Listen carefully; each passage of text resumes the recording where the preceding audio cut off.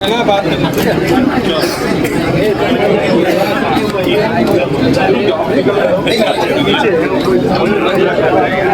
बार कागज दिया तस्वीर दिया ठीक है अभी बात निकालते ना भाई पुलिस विभाग।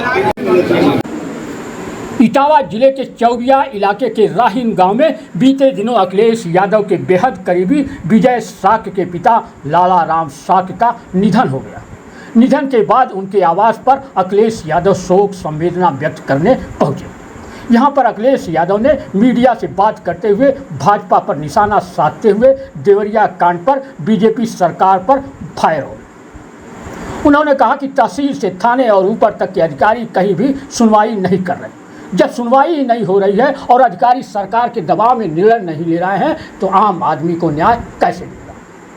जब अधिकारी भाजपा कार्यकर्ता के दबाव में काम करेंगे तो गरीब आदमी को न्याय नहीं मिल पाएगा, जिसका जीता जागता उदाहरण देवरिया की घटना है, जहां पर 6 लोगों की जानें चली गई। इस मामले में अगर कोई दोषी है तो सरकार खुद दोषी है और अब भाजपा उसमें राजनीति कर रही है, लेकिन राजनीति नहीं करना चाहिए। अखिलेश यादव ने कहा कि अन्याय इतना न करें जो लोग सहन न कर पाएँ और लोग खड़े हो जाएं। उन्होंने कहा सरकार के दबाव में अपराध हो रहा है। सुनने में तो यहाँ आ रहा है कि भाजपा को लोग इससे राजनीतिक लाभ लेना चाहते हैं। इसमें राजनीतिक लाभ लेंगे तो इससे अपराध और बढ़ेगा। अब आगे सुनिए अखिलेश यादव ने क्या कुछ कहा। मैं अपने पत्रकार साथियों का धन्यवाद देता हूं कि आज आपसे बात करने का मौका मिल रहा है। जो हालात उत्तर प्रदेश में हैं, अन्याय चरम सीमा पर पहुंच गया है। महंगाई तो पहले से ही चरम सीमा पर थी, बेरोजगारी चरम सीमा पर पहले ही थी और जिस उम्मीद से जनता ने भारतीय जनता पार्टी को दोबारा मौका दिया, आज जब जनता आकलन करती है तो सबसे ज़्यादा दुख और तकलीफ इस सरकार में मिल रहा है। तहसील से लेकर के थाना और थाने से लेकर के ऊपर के अधिकारी, कहीं सुनवाई नहीं है। और जब सुनवाई नहीं है और अधिकारी निर्णय नहीं ले रहे हैं, सरकार का अगर दबाव है तो किसी भी आम व्यक्ति को न्याय नहीं मिल पा रहा। जब अधिकारी मनमानी करेंगे और भारतीय जनता पार्टी के नेताओं के दबाव में काम करेंगे तो कभी भी गरीब जनता को न्याय नहीं मिल सकता।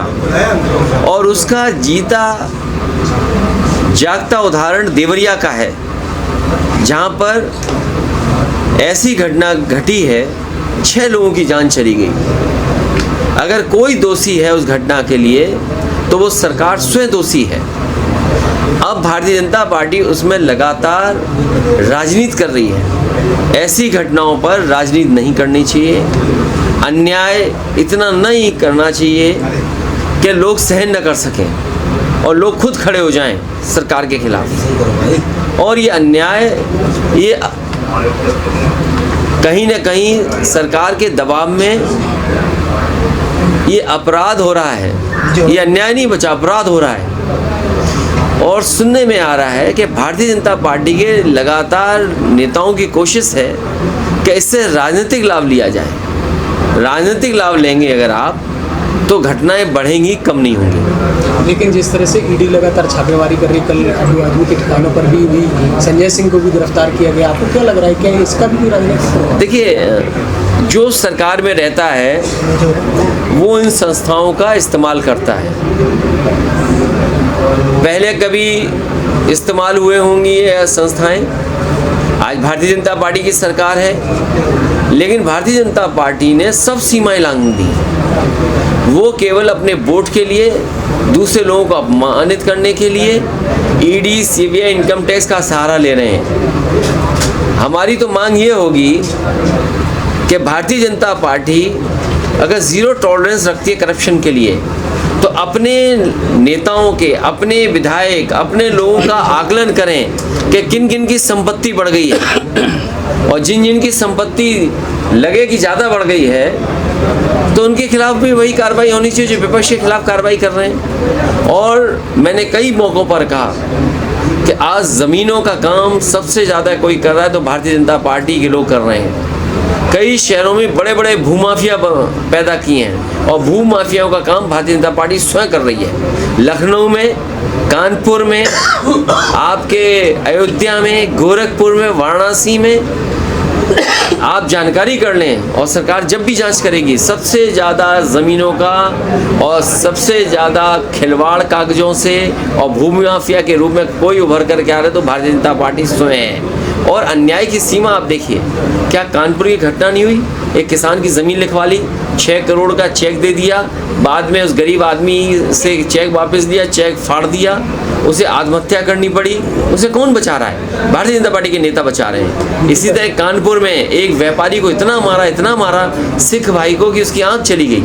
कौन था वो? भारतीय जनता पार्टी का कार्यकर्ता था। इसी तरह और जगह अगर आप देखोगे, सबसे ज़्यादा अन्याय इनकी सरकार में हो रहा है। आज ही खबर पड़ी है कि कानपुर देहात में भी और कानपुर में 2 पक्ष में झगड़ा हुआ, 2 लोगों की जान चली गई केवल ज़मीन के विवाद में। सरकार को ये देखना चाहिए कि जो जहाँ पर ज़मीन को लेकर के विवाद हो रहा है या विवाद से जान जा रही है, आखिरकार वो अधिकारियों को कितनी एप्लीकेशन दे चुके हैं। सर, उद्योगपति मालूम हो रहा है, कहीं ना कहीं किसान परेशान है, किसान आत्महत्या कर रहा है, तो कैसे देखते हो सर? देखिए, धान की फसल तैयार है और अभी तक धान की खरीद का इंतज़ाम नहीं किया सरकार ने। गेहूं तो प्राइवेट कंपनियों से खरीदवा लिया और धान की कोई भी तैयारी सरकार ने नहीं की। हफ्ते 2 हफ्ते में धान कटने लगेगा। सरकार कहाँ से खरीदेगी, ये कोई सरकार का इंतज़ाम नहीं। इसीलिए सरकार किसानों की नहीं है, गरीब की नहीं है, गांव में रहने वालों की सरकार ये नहीं है। ये सरकार है बड़े बड़े लोगों की, उद्योगपतियों की।